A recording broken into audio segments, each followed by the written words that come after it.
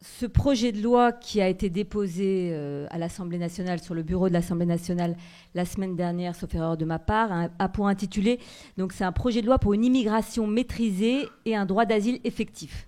Bon, autant dire que l'immigration ne sera pas maîtrisée et le droit d'asile ne sera pas effectif.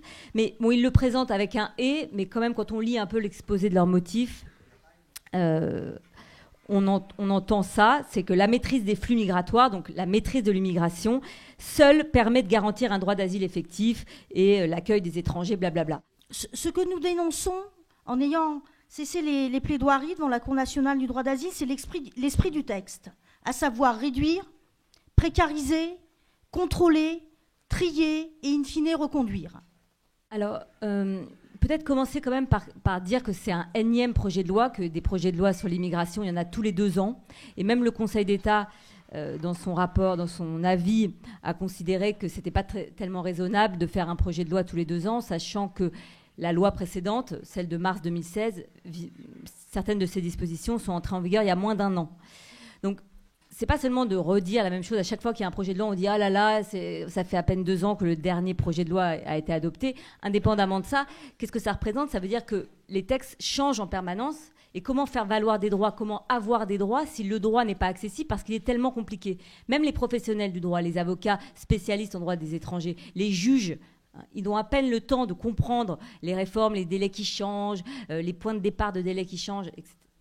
Je finis juste ma phrase, ça rend impossible, ça rend extrêmement difficile l'appréhension des règles par les personnes qui en sont destinataires. Alors je suis agent de la Cour nationale du droit d'asile. Je n'ai pas prêté serment comme maître du Seine, mais je pense qu'on a un même combat qui est à l'œuvre aujourd'hui pour remettre l'humain au centre de cette justice et pas le chiffre. Nous, les immigrés de la Chapelle, on parlait, il y a deux Français. Il y a du Français qui nous soutenait dans la rue avec du lot et café, et il y a les Français qui nous rejetaient au CNDA. Alors pour parler de la Cour nationale du droit d'asile, ça fait là 21 jours qu'on est en grève, qu'on est des agents grévistes, et qu'on dénonce une logique et une politique comptable, productiviste, à l'œuvre depuis plusieurs années à la Cour et que le projet de loi promet d'aggraver. Alors, à la différence du texte de loi qui a été adopté il y a 2 ans, qui était un texte relativement, tout aussi pourri, mais relativement complet, puisqu'il y avait un peu de droit au séjour, un peu d'immigration, un peu de droits sociaux. Celui-là, j'ai envie de dire qu'il y a quelques petits trucs sur le séjour, comme ça, un peu poudre aux yeux, mais il vise vraiment les étrangers en situation irrégulière et les demandeurs d'asile. C'est les 2 catégories visées, sachant qu'on se demande si finalement les 2 catégories sont vraiment distinctes dans l'esprit du gouvernement, puisque l'ensemble des dispositions qui réforment le droit d'asile visent finalement d'une certaine manière à faire de tous ces demandeurs d'asile des étrangers en situation irrégulière. Quelques chiffres assez éloquents pour présenter cette juridiction qu'est la Cour nationale du droit d'asile. En 2017, on a enregistré 53 000 recours et on a rendu 47 000 décisions dans un délai moyen de 5 mois et 6 jours. Alors c'est énorme. On est le plus gros, le plus rapide et le plus productiviste, et le mot est choisi à escient, des tribunaux administratifs de France. Il faut savoir aussi qu'on est le seul à avoir des délais. Donc là, on rend en moyenne en 5 mois et 6 jours. Aucun autre tribunal administratif en France n'a de délai. Et ces délais, on va encore les réduire, en tout cas tel que le projet de loi le présente. L'argumentaire du gouvernement, c'est de dire qu'il faut réduire les délais de traitement des demandes d'asile. Ça, c'est une vieille rengaine parce que depuis un certain temps, il faut 1 an et demi, 2 ans pour voir sa demande d'asile examinée. Donc la réduction des délais, c'est une vieille rengaine. Mais en réalité, ce qui aujourd'hui pose problème, je pourrais revenir sur les délais extrêmement longs, c'est que les gens n'arrivent même pas à enregistrer leur demande d'asile. Ils n'arrivent plus à enregistrer leur demande d'asile, et tant qu'ils n'ont pas enregistré leur demande d'asile, eh bien, ils sont en situation irrégulière, pour la plupart. On dénonce cette logique comptable qui prime dans la justice de l'asile aujourd'hui. Et cette logique, elle entraîne des dérives qui sacrifient en dernier lieu, bien évidemment, le demandeur d'asile. Alors, pour vous donner quelques exemples, nous, dans l'instruction aujourd'hui, c'est par jour, on fait 2 à 3 récits de vie qu'on doit instruire. C'est énorme quand on voit donc, que les personnes nous racontent leur parcours de vie, leurs persécutions qu'ils ont subies dans leur pays. On a des audiences qui sont surchargées, c'est-à-dire qu'il y a 13 affaires donc, qui sont appelées par jour. Donc on entend 13 récits de vie différents. Pour nous, c'est beaucoup trop par rapport à l'enjeu de vie humaine qu'il y a derrière et la bonne justice qu'on doit rendre. Comme Maître Dussène vous l'a dit, il y a un basculement depuis 2015 où il y a plus d'un dossier sur 2 qui est examiné par un juge seul, alors qu'au départ, le principe, c'est la collégialité. Quand on arrive en France, on a un certain temps officiellement pour déposer une demande d'asile, temps au-delà duquel vous pouvez toujours la déposer, mais vous allez être placé en procédure accélérée. C'est-à-dire que vos droits vos droits procéduraux vont être diminués, vous passez à un juge unique, le temps d'examen de la demande est plus court. Pourquoi ? Parce que l'idée, c'est que, en gros, si tu as mis du temps à déposer ta demande, c'est que finalement, en fait, t'es pas vraiment un demandeur d'asile, tu n'as pas vraiment besoin de l'asile. Donc, on leur donnait jusqu'à présent 120 jours de présence sur le territoire pour déposer une demande. Et en pratique, ces obstacles qu'on avait mis aussi à l'enregistrement des demandes étaient un moyen déjà de multiplier les procédures accélérées. Mais ça n'a pas suffi, ils veulent encore réduire ce délai, alors qu'en pratique, de fait, il n'est pas possible d'enregistrer sa demande dans un temps correct à 90 jours. Les défaillances actuelles dans le texte, lorsque le demandeur d'asile est en entretien à l'OFPRA, c'est un moment important. La loi de 2015 a introduit la possibilité pour un tiers d'être présent, à savoir pour partie les avocats. J'y vais, ça fait 2 ans que je vais en entretien à l'OFPRA, à peu près 2 ou 3 fois par mois, mais une carence patente, c'est qu'il n'y a pas l'aide juridictionnelle. Donc à l'OFPRA, vous avez un interprète, il peut y avoir un tiers accompagnant, mais il n'y a pas d'aide juridictionnelle. Et la suite du texte en matière d'asile est finalement une sorte de litanie de diminution des droits, de l'accès aux droits d'asile. Mais il y a plein de petites choses. Par exemple, quand l'Office français de protection des réfugiés et des apatrides, qui est l'instance qui examine d'abord, qui n'est pas une juridiction stricto sensu, mais qui examine d'abord la demande d'asile, veut convoquer, entre guillemets, l'étranger qui a fait sa demande, et bien ce sera par tout moyen. Ça veut dire par SMS. Ça veut dire que l'entretien individuel, qui est un moment décisif de la procédure d'asile, et ben on vous enverra un petit SMS. Et puis si vous avez changé de carte, machin, là, et que du coup vous n'avez plus le même numéro, vous n'êtes pas venu à l'entretien individuel. C'est dommage, hein, parce que votre dossier maintenant est rejeté. La moitié des personnes ne comprennent pas le sens de la décision et vont s'en référer aux agents de la sécurité ou aux avocats qui sommes présents ici, dans ce hall-là. Et alors, je parle quelques petites langues ou grandes, mais quand je ne parle pas, je fais oui, ok. Et quand c'est pas bon, on est obligé de faire un geste pour dire que c'est pas bon. Alors le SMS qui va arriver, il ne sera pas compris. Il y a ça, mais il y a aussi très important, le délai pour faire un recours contre cette décision de l'OFPRA, là, il est réduit de 30 jours, ce qui était déjà extrêmement court, parce que c'est un peu à ce moment-là qu'on va se présenter pour la première fois devant des juges qui vont examiner votre demande d'asile. Il était déjà très court, 30 jours, il se réduit à 15 jours. C'est incroyable pour obtenir des témoignages, faire venir des pièces qui peuvent venir de l'étranger. En fait, c'est en pratique empêcher les gens de pouvoir constituer un dossier correct qui, éventuellement, par miracle, leur permettrait de demander l'asile. Le nombre de procédures accélérées en 2017 représente 46% des procédures. C'est sur le site de la Cour nationale du droit d'asile. Le juge unique, la procédure d'exception, va devenir la quasi-norme aujourd'hui, puisque les cas de procédure accélérée, je ne vais pas rentrer dans le détail, mais pays sûr, demande de réexamen, menace grave à l'ordre public, alors que l'ordre public n'est pas défini comme il se doit, ces procédures-là vont devenir quasiment la norme devant la Cour nationale du droit d'asile. Et cette logique, elle s'exprime aussi notamment donc, par le recours aux ordonnances. Donc, il y a d'ordonnances que de rejet, en fait, sans audience. Donc, la personne n'est pas convoquée, on lui explique simplement, on lui délivre un rejet par écrit. Donc, c'était 17% en 2014, c'est 26% environ aujourd'hui. C'est énorme et au vu du projet de loi, il y a de fortes probabilités pour que cela continue d'augmenter. Et c'est vraiment par cette manière de recours aux ordonnances qu'on fait l'ajustement en fait par rapport au délai que nous a fixé le législateur pour rendre des décisions de justice. Monsieur, vous ne verrez pas votre juge de l'asile. Il a été rejeté sans être convoqué, sans être entendu. Et ça, c'est un déni total. Ça, c'est une décision inique, à savoir qu'il n'a pas pu s'expliquer, être entendu. Et on sait qu'il faut du temps aussi pour mettre des mots sur le traumatisme qu'on vit. Voilà, et face à toute cette logique, en fait, Maître Dussène a dit inique, le mot est même peut-être un peu faible, finalement, par rapport à cette logique comptable. On porte un projet de juridiction qui est différent et une autre justice sur lesquelles Nathan va vous dire 2 mots. Donc notre projet de juridiction, c'est celui qu'on porte depuis plusieurs mois auprès de la Cour, auprès de la direction du Conseil d'État, qui est l'autorité de tutelle de la CNDA, et auprès des différents ministères qui sont concernés par la rédaction du projet de loi. Et il est au cœur de notre mouvement de grève. Pour l'instant, on a été reçus bien cordialement. On nous entend, on nous écoute, on nous dit que ce qu'on propose est effectivement intéressant, mais il n'y a pas de suite. Puisqu'évidemment, vous pensez bien que notre projet de juridiction va à l'encontre de cette logique comptable de l'asile et qui prône donc une justice de qualité.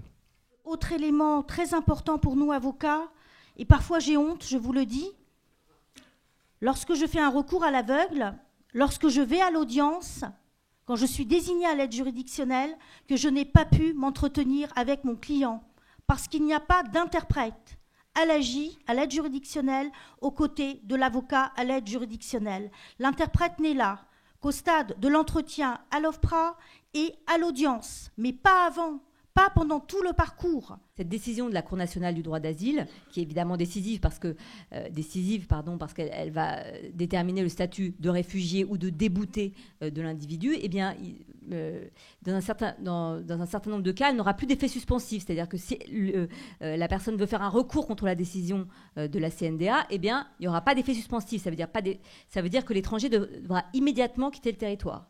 Et le projet a décidé, le texte, dans l'état encore de projet, prévoit que la décision de la CNDA sera exécutoire dès son rendu à l'audience. Pas besoin de le notifier à l'étranger. Ça, c'est un truc qu'on n'a jamais vu en procédure. C'est aberrant. Donc, il y a d'autres choses qu'on pourrait dire, notamment, et ça c'est commun avec tout le contentieux de l'enfermement, et ça c'est extrêmement grave, le développement de la visioconférence. Alors, je ne sais plus comment ils appellent ça, visio, je ne sais pas quoi, mais en fait c'est-à-dire que l'étranger qui demandera l'asile depuis la zone d'attente ou depuis le centre de rétention ne sera plus déplacé à l'OFPRA ou à la CNDA, mais il pourra plaider sa cause ou faire le petit entretien individuel depuis la zone d'attente ou depuis le centre de rétention à travers une petite caméra. Et ça vaut aussi pour le contentieux de la rétention. Vous êtes en train de m'enregistrer, c'est ce qui va se passer. La visioconférence ou la vidéo-audience, je suis contre, parce qu'il y a l'humain dans ce contentieux. Et l'humain, ça veut dire que le juge doit voir l'avocat, débattre avec l'avocat après avoir entendu le requérant. On ne peut pas faire d'audience à distance lorsque l'humain est là. J'aime mon métier, je veux continuer à l'exercer, mais en toute humanité. Et je veux continuer à croire en ce serment que j'ai prêté. Je jure comme avocat d'exercer mes fonctions avec dignité, conscience, indépendance, probité et humanité. Et je ne suis pas la seule. Tous mes confrères qui plaident et qui plaidons au quotidien devant la Cour nationale du droit d'asile, tenons à ce serment que nous avons prêté. Et ce serment-là, on le retrouve vraiment au cœur du contentieux de l'asile, parce que l'humain est au cœur de ce débat-là. Notre projet de juridiction qu'on porte, il dit quoi ? Il dit, un des premiers points, c'est il faut qu'on réduise la cadence et la charge de travail des agents. Alors certes, au bénéfice des agents, mais également au bénéfice de la qualité de jugement et, in fine, des demandeurs d'asile. Cette diminution de la norme, donc de la charge de travail, Léo vous en a parlé, on instruit 2 à 3 dossiers par jour, il y a 13 dossiers par audience. Tout ça, cette charge de travail nuit à la qualité de la justice qui est rendue. Bon, j'insisterai pas sur l'allongement du délai de rétention parce que je pense que ça, vous l'avez tous lu dans les journaux. Donc, on va passer de 45 jours maximum à 90, voire 135 jours. Et tout le monde sait que ça ne sert à rien, que la plupart des éloignements, quand ils ont lieu dans les premiers jours. On dit 12 jours, mais c'est plutôt en gros dans les 5 premiers jours. Et qu'au-delà, l'enfermement est forcément une mesure de punition. Bon, on l'avait déjà dit quand ils ont augmenté à 30, 40. C'est la même chose, c'est le même discours à 135 jours. Ensuite, on pense que le rapporteur, qui est donc l'acteur dans l'instance qui connaît le mieux le dossier, doit avoir une voix décisionnaire. Pour l'instant, ce n'est pas le cas. Donc on pense qu'il faut revoir l'architecture juridictionnelle de la Cour en intégrant le rapporteur au sein de la formation de jugement pour que sa voix porte bien plus qu'actuellement. Pour l'essentiel, il n'y a pas donc de grandes nouveautés, mais il y a une consolidation de l'existant. Alors, bon, par exemple, ils multiplient les cas où l'obligation de quitter le territoire va être, on peut l'appeler comme ça, sèche. Parce qu'en principe, quand on ordonne à un étranger de quitter le territoire, le principe, c'est qu'on lui donne 30 jours pour le faire. Bon, l'architecture de la Cour, elle est assez spéciale. À propos de la place du rapporteur, je viens d'en dire 2 mots.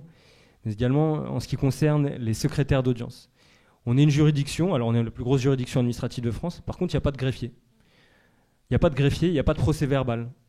Donc ça pose quand même problème dans une juridiction où l'oralité a une part très importante. Donc il faut qu'il y ait des véritables greffiers à la Cour nationale du droit d'asile et qu'il y ait un procès verbal. Parce qu'il faut que les parties puissent contester ce qu'il y a dans la décision avec un procès verbal de l'audience. Et donc on leur dit, en principe tu as 30 jours, sauf que les cas où, dans certains cas, on refuse de leur donner ces 30 jours parce que, par exemple, il y a un risque de fuite ou parce qu'il a déposé plusieurs demandes et qu'on subodore qu'il ne va pas partir. Alors on appelle ça volontairement, en réalité, qui ne va pas partir sans l'intervention des forces de l'ordre. Et donc, le texte multiplie les hypothèses dans lesquelles on va pouvoir dire à l'étranger, tu pars maintenant et tu n'as pas de délai de départ volontaire. Et si on veut, on va te mettre en centre de rétention pour être sûr de te garder sous la main pendant qu'on prépare ton éloignement, ou on va t'assigner à résidence. Et enfin, du fait de la nature du contentieux, on pense qu'il faut qu'il y ait un plan de formation continue, obligatoire, pour les agents et pour les juges de l'asile. Puisque le contentieux de l'asile est extrêmement évolutif, il y a une jurisprudence qui est riche, il faut que les agents soient correctement informés, la connaissent, également que les juges de l'asile la maîtrisent parfaitement. Actuellement, il n'y a pas de plan de formation continue à la Cour, et les formations qui sont distillées de manière parcimonieuse ne sont pas obligatoires pour les juges de l'asile. Donc je vous laisse imaginer le problème que ça peut poser. Alors, lors de la dernière loi, donc il y a 2 ans, on nous a dit qu'ils ont développé l'assignation à résidence de l'étranger en vue de préparer son éloignement, en nous disant que ce serait finalement une mesure alternative à la rétention. On va être moins violent avec les étrangers puisqu'on va les assigner à résidence au lieu de les mettre en rétention. En pratique, le nombre d'étrangers placés en centre de rétention n'a absolument pas diminué. Donc, on voit que l'assignation à résidence est non pas une alternative, mais un complément, et finalement une mesure coercitive supplémentaire. Et le projet de loi prévoit de nouveaux cas dans lesquels on pourra assigner l'étranger à résidence. Et même, par exemple, dans l'hypothèse où on lui aura donné un délai de départ volontaire, c'est-à-dire même dans l'hypothèse où on croit en sa bonne foi a priori, on croit qu'il va accepter de partir sans l'intervention des forces de l'ordre, et bien même dans ce cas-là, on pourra l'assigner à résidence. Et le texte durcit assez considérablement le régime de l'assignation à résidence. Il fait peser des obligations plus fortes sur l'étranger, si le juge le veut. Il se trouve que 90% des rapporteurs qui sont en charge de l'instruction des dossiers sont contractuels. Donc en fait, 90% est en situation précaire et la Cour se base sur le travail d'agents précaires. Donc une cour précaire, c'est une justice précaire. Et ça, nous le dénonçons. Il faut que ces agents soient titularisés parce qu'ils occupent des fonctions juridictionnelles et régaliennes qui sont incompatibles avec l'exercice d'une justice. Le droit d'asile, qui est consacré par la Convention de Genève de 1951, définit le réfugié de manière extrêmement large. Je n'ai pas le temps de vous donner la définition. Je vous demande de me croire sur parole. La définition est extrêmement floue. Je pourrais vous la donner, je l'avais prise, mais bon, on n'a pas beaucoup de temps. Elle est extrêmement floue, elle est extrêmement lâche, elle est extrêmement vague. Donc, en dernier ressort, les officiers de l'OFPRA, les juges de la CNDA, ont une marge de manœuvre quasi totale.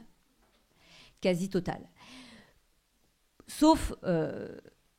Et quelque part, et le poème du camarade le disait bien, pour prouver un certain nombre de faits qui feraient rentrer incontestablement dans la définition, c'est pas possible humainement. Ça veut dire, c'est pas possible de les prouver scientifiquement. Vous voyez le titre là au-dessus de la conférence. Nous, c'est ça qu'on propose en ce qui concerne la CNDA. Une autre politique de l'asile est possible, et on pense qu'à la CNDA, il faut qu'il y ait cette réforme en profondeur qu'on propose et un véritable projet de juridiction et pas uniquement un projet comptable. Et je terminerai en disant qu'on est nombreux et nombreuses à penser qu'en fait, il n'est pas possible de faire une procédure d'asile juste, sauf à croire sur parole les demandeurs d'asile. Et ça, évidemment, l'État n'y est pas disposé. Donc, tout simplement, l'État ne veut pas accueillir les exilés, les migrants, les étrangers. Il ne veut pas le faire. Et la procédure d'asile sert à maquiller tout ça avec du droit. Voilà, merci.